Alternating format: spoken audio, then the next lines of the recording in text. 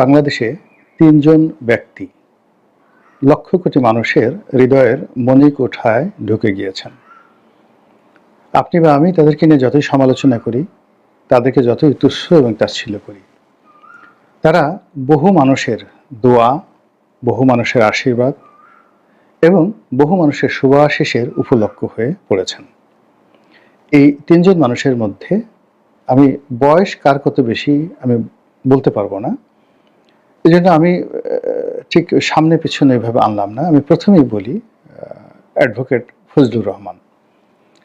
বিএনপির চেয়ারপারসনের উপদেষ্টা হিসেবে তিনি এখন রাজনৈতিক দায়িত্বে আছেন। আগে ছাত্রলীগের সভাপতি ছিলেন, মুজিববাদী ছাত্রলীগের সভাপতি ছিলেন। বর্ণাঢ্য রাজনৈতিক জীবন, সংসদ সদস্য ছিলেন। তারপর আরও বহু পদবিতে তিনি ছিলেন রাজনৈতিক অঙ্গনে। আরও ডিটেলস বলবো, তার আগে দ্বিতীয়জন সম্পর্কে বলে নিই। আরেকজন হলেন জনাব জেড.আই খান পান্না, আমাদের বরিশালের কৃতি সন্তান, একটি ঐতিহ্যবাহী রাজনৈতিক পরিবারের সন্তান। তার পিতা, দাদা সবাই বড় বড় রাজনৈতিক নেতা ছিলেন সে ব্রিটিশ জমানা থেকে। কেবলমাত্র বঙ্গবন্ধু নয়, বঙ্গবন্ধুর বাইরে শেরেবাংলা একে ফজলুল হক থেকে শুরু করে আমাদের দক্ষিণাঞ্চলের যে সকল কিংবদন্তি রাজনৈতিক নেতা ছিলেন, যারা সর্বভারতীয় রাজনীতি করতেন, যেমন ভোলার কবি মুজাম্মেল সাহেব, এরকম অনেকে রয়েছেন। আমাদের অশ্বিনী কুমার দত্ত ছিলেন বরিশালের। তো তাদের সকলের সঙ্গে এই পরিবারটির সঙ্গে, অর্থাৎ জেড.আই খান পান্না সাহেবের যে পিতা এবং পূর্বপুরুষদের একটা রাজনৈতিক সম্পর্ক ছিল এবং সম্ভবত বরিশাল জেলা পরিষদের চেয়ারম্যান ছিলেন বা বার কাউন্সিলের সভাপতি ছিলেন জেড.আই খান সাহেবের বাবা অথবা দাদা, আমি যেটা জানি। তৃতীয় যে ব্যক্তি তিনি জনাব মাসুদ কামাল, সাংবাদিক। আমাদের দেশের সাংবাদিকদের যে স্বাভাবিক বৈশিষ্ট্য রয়েছে, এদের একটা অংশ দালালি করে, ফুড়িয়াবাজি করে, চাপাবাজি করে, মালিকের পদলেহন করে বড় বড় পদ পদবি পাওয়ার জন্য, কিংবা কোনো গ্রুপ অফ কোম্পানির নিচের চাকর হওয়ার জন্য তারা বলতে গেলে সেই ওই সমস্ত গ্রুপ অফ কোম্পানি নিচের যে সকল দুর্নীতিবাজ মালিক রয়েছে তাদের পদলেহন নয়, জুতা লেহন নয়, আরও কিছু লেহন যদি করতে হয়, সেই কাজ করেও অনেকে নিজের এই পেশাকে টিকিয়ে রাখার জন্য এমন কোনো জঘন্য কর্ম নাই, সেই কর্মের কারণে পুরো সাংবাদিক পেশাটাকে তারা কলঙ্কিত করে ফেলেছে। এবং এই সময়টিতে সাংবাদিক বলতে অনেক ক্ষেত্রে দেখা যাচ্ছে রীতিমতো গালিতে পরিণত হয়েছে। তো সেই সকল গালি এবং সেই সকল দুর্বৃত্তপনার বিরুদ্ধে প্রতিপক্ষে যে কয়জন লোক মাথা উঁচু করে বলতে পারেন যে আমি সাংবাদিক, তাদের মধ্যে নিঃসন্দেহে এখন জনাব মাসুদ কামাল আলোচিত ব্যক্তিত্ব। তার এখন কোনো চাকরি নেই, তিনি চাকরি করেন না, চাকরি থেকে তাকে কখনো বাদ দেওয়া হয়নি। তিনি অনেকবার বলেছেন যে তিনি কখনো চাকরি হারা ছিলেন না, চাকরি ছেড়ে দিয়েছেন, এক চাকরি ছেড়ে দিয়ে আর একটা পেয়েছেন, আর এখন তিনি শুধু ইউটিউব করেন। তিনি ইউটিউব করেন, তার স্ত্রী এইগুলোর ভিডিও ধারণ করেন, আর তারা দুজনে মিলে এডিটিং করেন এবং এটাই মাশাআল্লাহ তার সংসার চলে যাচ্ছে এবং এতেই তিনি খুব খুশি। আর টেলিভিশন টক শোতে গিয়ে তিনি কথাবার্তা বলেন, কোনো চাকরি টাকরি আর করেন না এবং সর্বশেষ তিনি বাংলা ট্রিবিউনে চাকরি করতেন। এই ভদ্রলোকের সঙ্গে আমার এরকম ফেস টু ফেস টক শোতে দেখা হয়েছে, আন্তরিকতা হয়নি, কিন্তু তার একজন গুণমুগ্ধ ভক্ত হওয়া ছাড়া আমার কোনো উপায় নেই। আমি একসময় সাংবাদিক ছিলাম, সেই 1986 সন থেকে 90 সন পর্যন্ত। ঠিক ওই সময়টিতে এই ভদ্রলোকের সঙ্গে উনি পেশাতে ছিলেন কিনা আমি বলতে পারবো না, কিন্তু 86 থেকে 91 সনে ইনকলাব, তারপরে দৈনিক বাংলা, তারপরে আসলে তখন অনেক ছোট ছিল, কিন্তু তখন আসলে যে কোনো কারণেই হোক তার সঙ্গে আমার পরিচয় হয়নি। হয়তো তিনি আমার চেয়ে সিনিয়র হতে পারেন অথবা আমার চেয়ে জুনিয়র হতে পারেন, তিনি ভালো জানেন। কিন্তু আমি যে সময়টাতে ছিলাম সেই সময় ঢাকা সাংবাদিক ইউনিয়ন, প্রেস ক্লাব এবং আমি ভালো ভালো পদে ছিলাম। মানে আমি যখন চাকরি করতাম, মানে একেবারে ছাপোষার সাংবাদিক নয়, প্রথম শ্রেণীর জাতীয় দৈনিকগুলোতে বড় পদে চাকরি করেছি, এডিটোরিয়াল পদে চাকরি করেছি। তো যাই হোক, এনিওয়ে, এই কারণে হলো কি, সাংবাদিক যারা সমাজ আছেন তাদের, যারা এখন এই মুহূর্তে সিনিয়র আছেন, অনেকে আমার কলিগ ছিলেন, অনেকের সাথে আমি চাকরি করেছি, অনেকে আমার জুনিয়র ছিলেন, অনেকে সিনিয়র ছিলেন। তো এই কারণে হয় কি, এই পেশায় কেউ যদি ভালো করে আমি খুব আনন্দিত হই, আর কেউ যদি মন্দ করেন সঙ্গত কারণে আমার অপমান বোধ লাগে। তো এই তিনজন যে ব্যক্তি, এই তিনজন ব্যক্তি এখন বাংলাদেশের হিরো অব দ্য হিরো। আপনি যদি বলেন যে এই মুহূর্তে বাংলাদেশ আসলে শেখ হাসিনা হিরো নন, এমনকি বিএনপির তারেক রহমান সাহেবও হিরো নন। তাদের ক্ষমতার বলয় বৈভব অনেক, জনপ্রিয়তা অনেক বেশি। জনপ্রিয়তা থাকা, তারপরে প্রভাব থাকা, আগামীতে প্রধানমন্ত্রী হবেন, এটা একটা জিনিস। আর হিরো মানে হৃদয় থেকে, মানুষের হৃদয় থেকে কাউকে আপহোল্ড করা, তুলে ধরা। 2 নম্বর হলো যে কারো দিকে তাকিয়ে তার জন্য দোয়া করা, দেখতে ভালো লাগে, দেখতে ভালো লাগে। তারপরে হলো ইচ্ছা জাগে যে ইস, আমি যদি একটু এইরকমভাবে চলতে পারতাম, কথা বলতে পারতাম। আমি পারছি না, আমার সাহস নেই, সুযোগ নেই, যেহেতু ওই লোকটা পারছে, আমি তাকে প্রার্থনা করি যে এরকম আমার একটা ভাই হোক, বা এরকম যদি আমার একটা সন্তান হতো। তো এরকম যখন আপনি আপনার মানসপটে কাউকে শ্রদ্ধার আসনে বসাবেন, মনে মস্তিষ্কে, তখন তিনি আপনার ব্যক্তিগত জীবনের হিরো। এখন এই বাংলাদেশে ধরেন কয়জন শেখ হাসিনার মতো একটা কন্যা সন্তানের পিতা হতে চান? তাইলে বুঝতে পারবেন শেখ হাসিনা কতটা হিরো। কয়জন তারেক রহমান সাহেবের মতো একজন সন্তান জন্ম দিতে চান, বা নিজের ছেলের নাম তারেক রহমান রাখতে চান?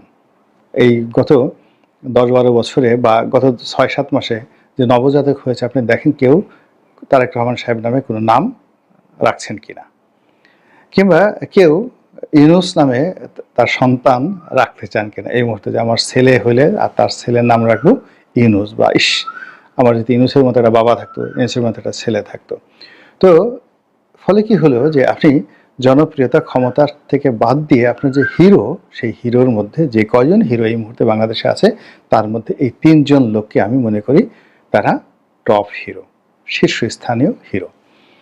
এখন জনাব ফজলুর রহমান বা জেডাই খান পান্না, অথবা জেডাই খান পান্না, জনাব ফজলুর রহমান, অথবা মাসুদ কামাল, তারা কিছুই করছেন না, নাথিং।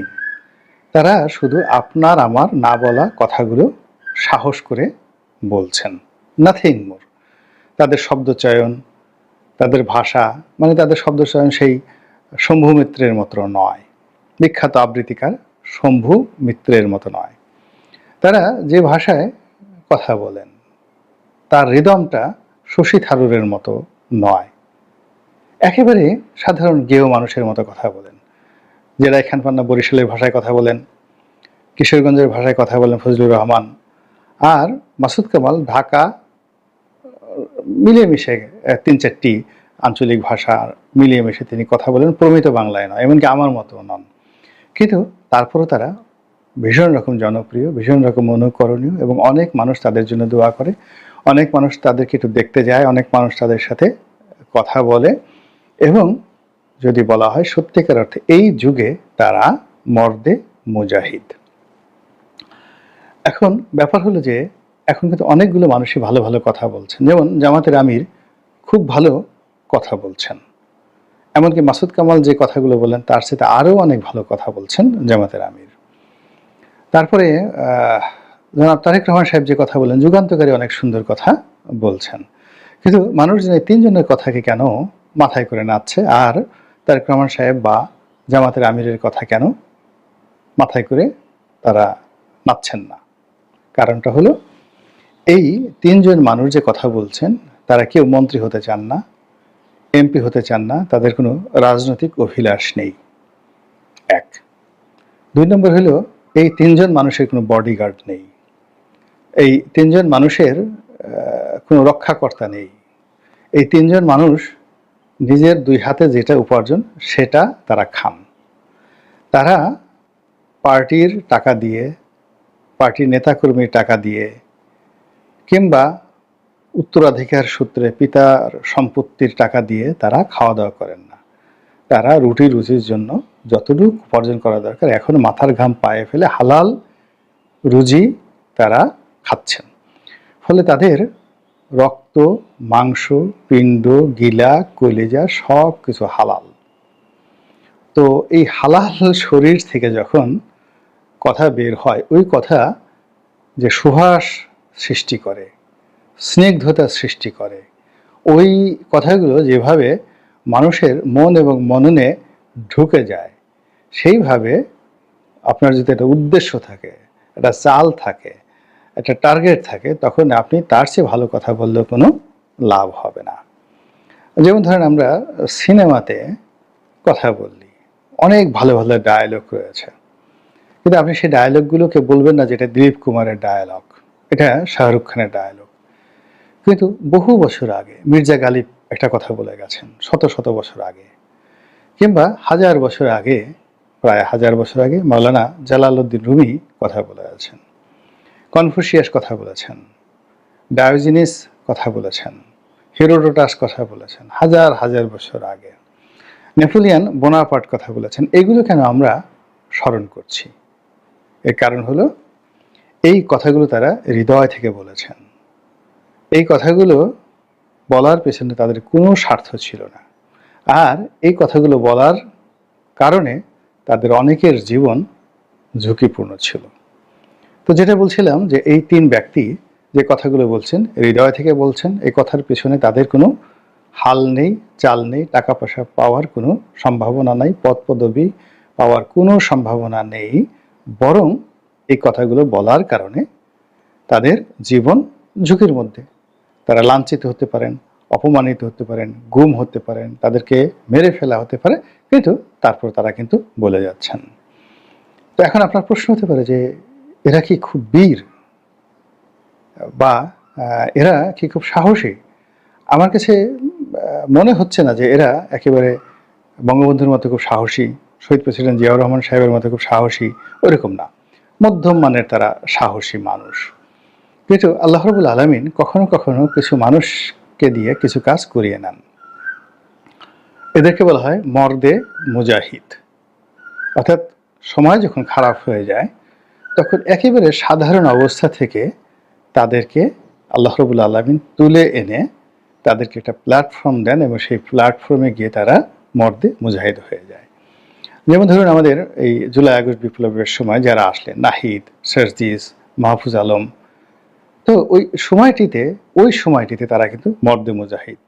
এখন পরিবর্তিত পরিস্থিতিতে তারা সেটা আছেন না না আছেন সেটা আলাদা একটা বিষয়, কিন্তু এখন যদি সেই দিকে বিবেচনা করেন যে জুলাই আগস্ট বিপ্লবের পরে যে পরিবর্তিত পরিস্থিতি তৈরি হয়েছে, যে ভয়ের সংস্কৃতি তৈরি হয়েছে, যে মব জাস্টিসের পরিস্থিতি তৈরি হয়েছে, যেখানে সত্য ইতিহাস বলার মতো লোক নেই, সত্য কথা বলার মতো লোক নেই, এবং যেখানে সবাই খুঁজতেছে, তেলের বোতল নিয়ে ঘুরছে যে এই তেল কি জামাতের পায়ে দিলে বেশি লাভ হবে, নাকি বিএনপির পায়ে দিলে বেশি লাভ হবে, নাকি ডক্টর মোহাম্মদ ইউনূস এবং তার উপদেষ্টাদেরকে বা সমন্বয়কদের দিলে লাভ হবে, এইগুলো নিয়ে যখন খুব সিদ্ধান্তহীনতায় একটা বিশেষ শ্রেণীর লোক ঘুরছে, কিংবা কোন দলের মনোনয়ন পাওয়া যাবে, কিংবা এখন কোন কথা বললে মনোনয়ন বাদ হয়ে যেতে পারে, কোন দলের সদস্যপদ বাদ হয়ে যেতে পারে, পদ পদবি বাদ হয়ে যেতে পারে, এই চিন্তায় যখন মানুষ অস্থির, তখন এরকম তিনজন লোক এই বাংলাদেশের মাটিতে বসে তারা